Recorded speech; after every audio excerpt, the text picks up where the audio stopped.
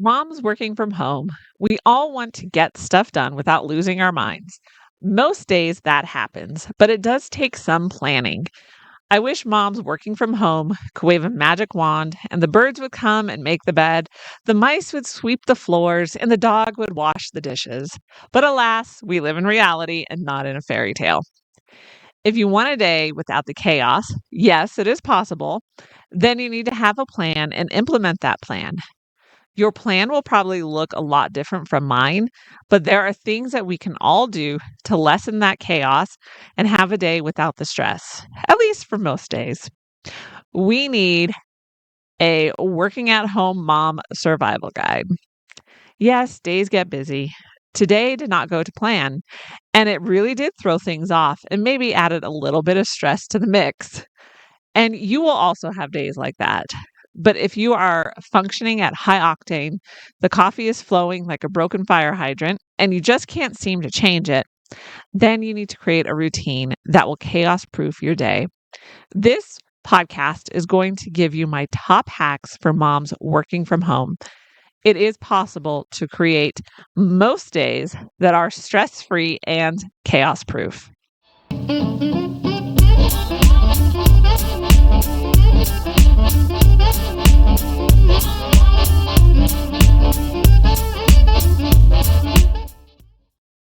Hello, Rebel Moms, and welcome to the Life Unboxed podcast. I am Jody the mom, wife, homeschool mom of 6, and successful mom entrepreneur. And I am bringing you information and inspiration on raising kids, running a business, and keeping your sanity. You can find the episode show notes, the Rebel Mom checklist to help you homeschool confidently, tools to make your work from home life easier, and more information at lifeunboxed.blog. Now let's get into the show. Okay, if you're going to be working from home, you need a routine. It is unsustainable to function at high octane all the time. Running off of high stress levels all the time can trigger a wide range of physical and emotional responses in the body. These can include increased heart rate, muscle tension, and feelings of irritability. And chronic stress can lead to serious health issues.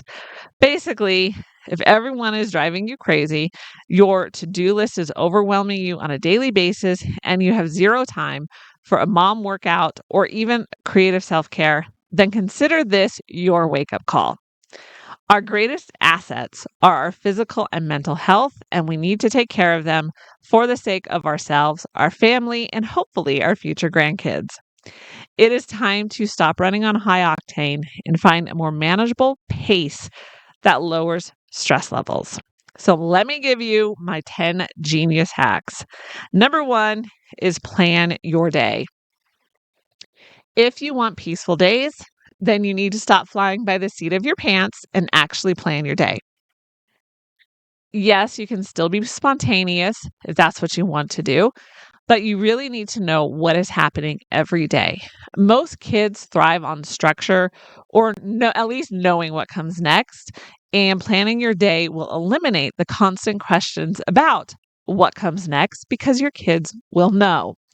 So I'm not talking about scheduling every minute of your day. That doesn't work for most of us because life happens. But creating a flexible routine that will take the chaos out of your day is totally possible.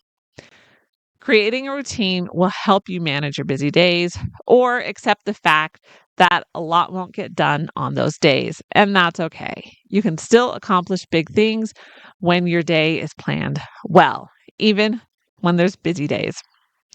Number 2, power pockets or margin.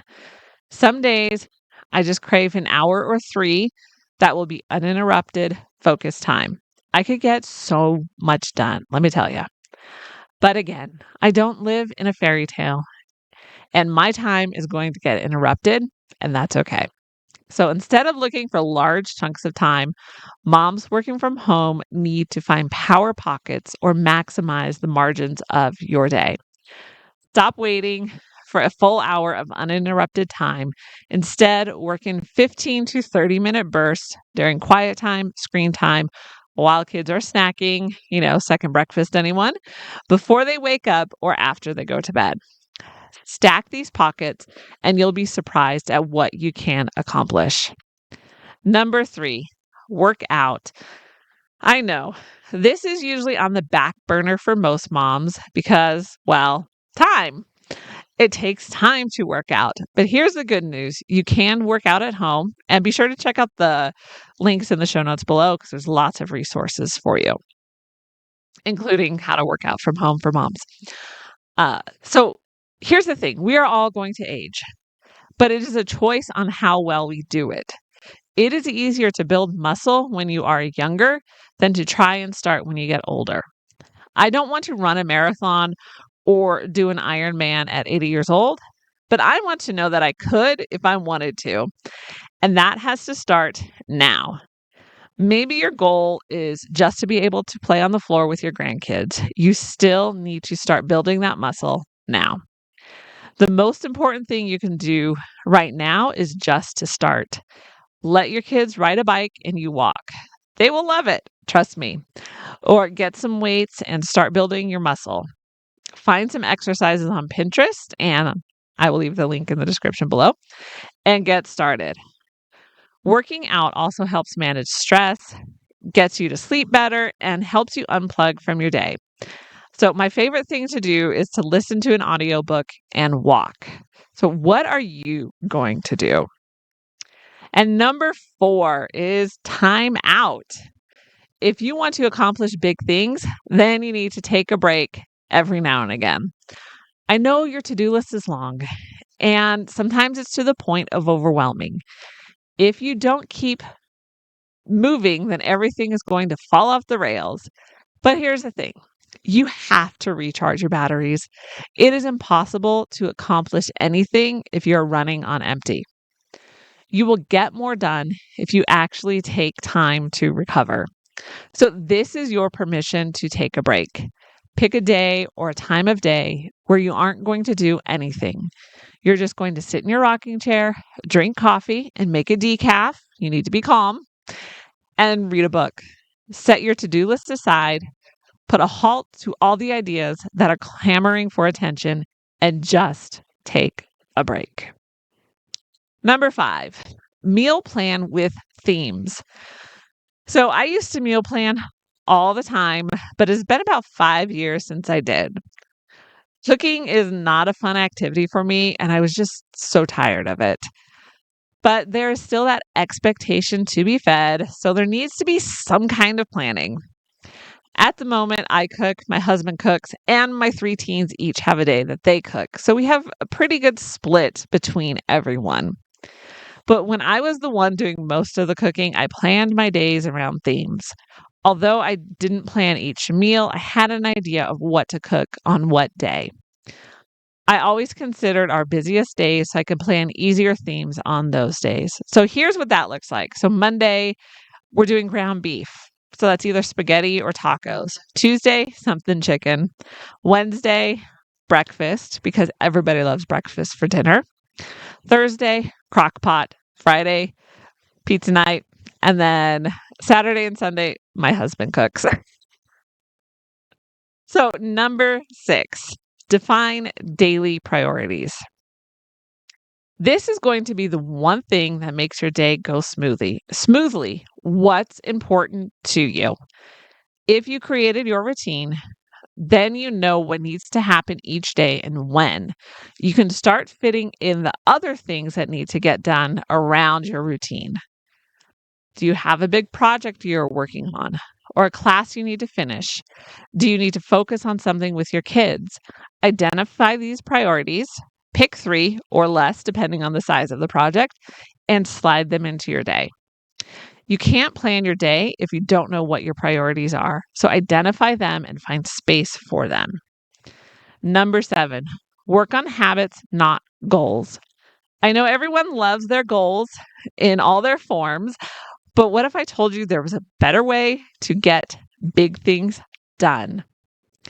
It would break the cycle of starting with a whole lot of motivation just to feel like a failure in a few weeks. So instead of brainstorming big goals, think about habits instead. Habits are going to take you from the frustration and failure of not achieving your goals to the engine that drives you forward to achieving them. Habits beat motivation every time. If you want to crush your goals or those big things that you want to do, then you need to work on your habits. Start with taking note of your good and bad habits, then start creating new habits or build on your existing good habits. So be sure to check out the link below on how to leverage your habits to achieve your goals in life. Number 8, theme your days. Combine similar tasks so you aren't switching between tasks often. You will actually save energy and time by batching your task. And here's the thing, your brain gets focused on something. You're in the groove and suddenly you wrench out of it to focus on something else. And it takes time to refocus your brain and get into the groove of this new thing. This takes more energy to do, and you end up losing time. Yes, I know it isn't a lot of time, but when your time margins are very narrow, a few minutes becomes very valuable. If you batch similar tasks, then your brain is able to stay in the groove and you have better focus. And number 9, delegate, automate, eliminate. Moms working from home, please listen to this. You don't have to do everything. Involve your kids around the house. They can contribute. Even toddlers can pick up their own toys. Older kids, give them ownership of chores, lunch prep, or managing their own schoolwork checklist. This teaches responsibility and frees you up for work. Plus, you're teaching your kids life skills is education too. Automate repetitive stuff. We live in the golden age of apps. Find the ones that will help you automate and start using them. Your time is valuable, so look for ways to set things on autopilot. Eliminate those things that aren't moving you to your goals. I know we all want more productivity without saying no to anything, but this just isn't reality. If you need more time, then you need to eliminate something to make room for that new thing. And number 10, declutter your mental inputs. It is easy to be busy, but are you accomplishing anything? There are so many things that you do that will distract you from the things you need to do to move things forward or change things. If you feel like you're running on a hamster wheel and going nowhere, then declutter your mental inputs. Carve out time in your day that is computer and phone free. Limit your social media to certain times in the day and for a set time. It is easy to feel busy, especially if your mind is spinning, but you aren't actually accomplishing anything. So reduce the noise so you can move your ideas forward and think with clarity. Mom, you are doing a lot, but the reality is that we can't do everything. Managing your time isn't about squeezing every minute of your day dry. It's about using your energy wisely, setting realistic priorities, and building routines that flex with life. Give yourself grace, find your rhythm, and remember you were made for this. And if all else fails, there's always coffee and a fresh start tomorrow. Thanks for listening. Be sure to check out lifeunboxed.blog and download your Rebel Moms checklist. Happy homeschooling and working from home, and I will see you next time.